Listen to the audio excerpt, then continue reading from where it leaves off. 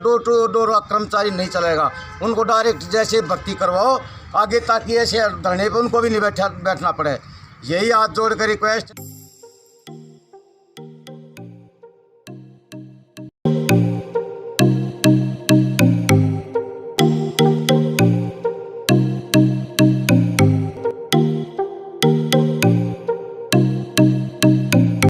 खरखौदा में ग्रामीण सफाई कर्मियों की हड़ताल जारी। खरखौदा के बस स्टैंड के पास परशुराम पार्क में चल रही ग्रामीण सफाई कर्मियों की हड़ताल खरखौदा में जारी रही। एक तरफ सरकार सफाई सैनिकों की हड़ताल को अनदेखा कर रही है, दूसरी तरफ दूसरे संगठनों के नेता सफाई कर्मियों के समर्थन में आ रहे हैं। ग्रामीण सफाई कर्मचारियों ने रोष प्रकट करते हुए बताया कि सफाई काम बंद होने के कारण गांव में चारों तरफ कचरे के ढेर बढ़ते जा रहे हैं। सरकार जल्द से जल्द सफाई कर्मचारियों की मांगों व समस्या का समाधान करे और गांव तथा शहरों में बढ़ती गंदगी से बचाने का काम करे। सर्व कर्मचारी संघ के ब्लॉक प्रधान प्रतीक ने बताया कि आज खरखौदा ब्लॉक के धरने में बैठे सफाई कर्मचारियों की 16 सूत्रीय मांगे बिल्कुल जायज है, सरकार इनको जल्द से जल्द लागू करे। उन्होंने ग्रामीण सफाई कर्मचारियों का समर्थन करते हुए कहा कि सरकार द्वारा सभी का शोषण किया जा रहा है, इसलिए हम सभी को एक साथ मिलकर बड़ा आंदोलन करके सरकार को अपनी ताकत दिखाने की आवश्यकता है।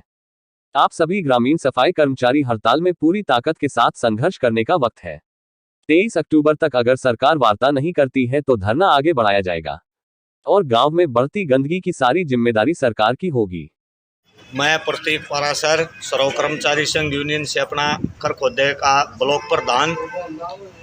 ये मेरे पास सेंटर काउंसलर से मैसेज आया था हमारी यूनियन का, जैसे हमारे साथी ग्रामीण सफाई कर्मचारियों का निरंतर प्रताड़न हो रहा है, सरकार इनकी कोई भी मांगों को नहीं मांग रही, अनदेखा किया जा रहा है। निरंतर ये साथी अपने धरनेरत हैं। सर्व कर्मचारी संघ यूनियन जो है वो मैं ब्लॉक की तरफ से इनको बार बार इनका समर्थन करने आता हूँ और पूरा यूनियन का सर्व कर्मचारी संघ का इनको समर्थन है और इनकी जायज़ मांगों का सर्व कर्मचारी संघ यूनियन समर्थन करती है।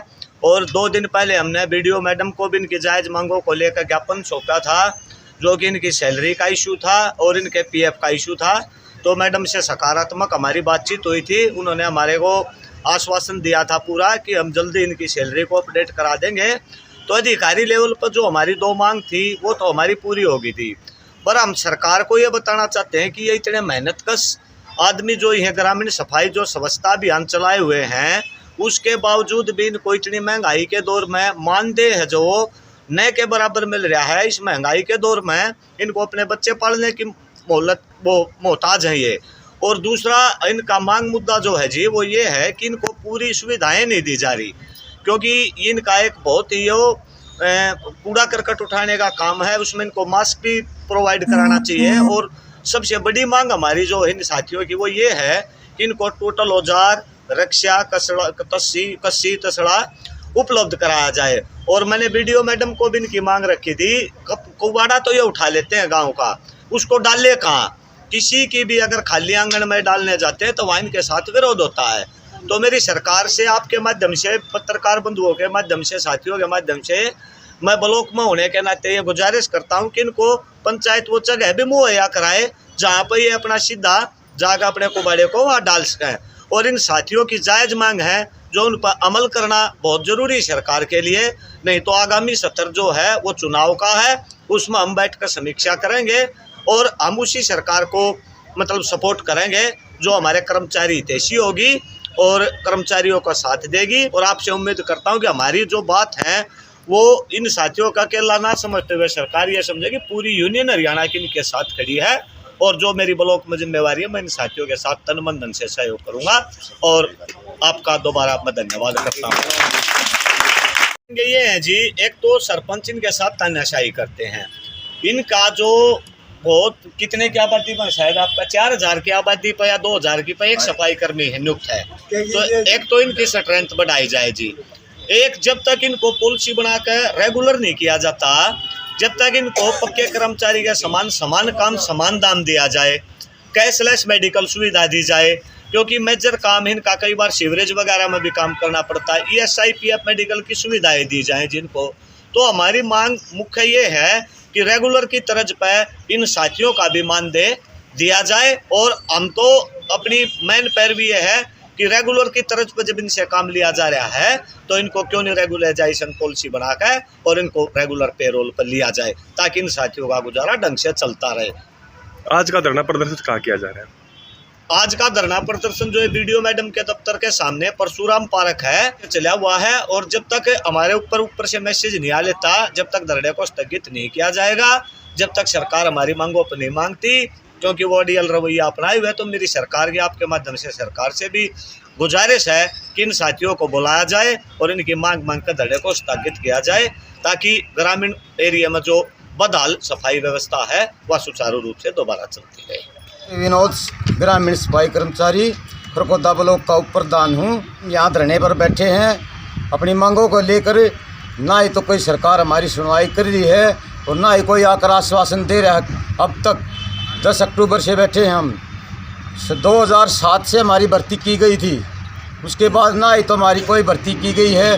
पहले गांव में इतने ज़्यादातर सफाई कर्मचारी कम है, उसके बावजूद भी ये रखे गए हैं, उन्हीं में हमारा काम चला जा रहा है। पहली मांग हमारी यही है कि अब मैं 16-17 साल हो गए, 17वीं चालू होगी, पक्का करने की मांग। पहले हमारा गुजारा कम पैसे में हो जाता था, अब नहीं हो पा रहा। हमारे बच्चे भी कॉलेजों में जाने लायक हो रहे हैं, उस वक्त गुजारा हो जाता था, अब नहीं, बिल्कुल मुश्किल हो रही है, हमारा मरने का काम हो रहा है। दूसरी मांग हमारी ये है, पंचायत की बजाय सीधे हम सरकार अपने उसमें रखे, पेरोल पर रखे।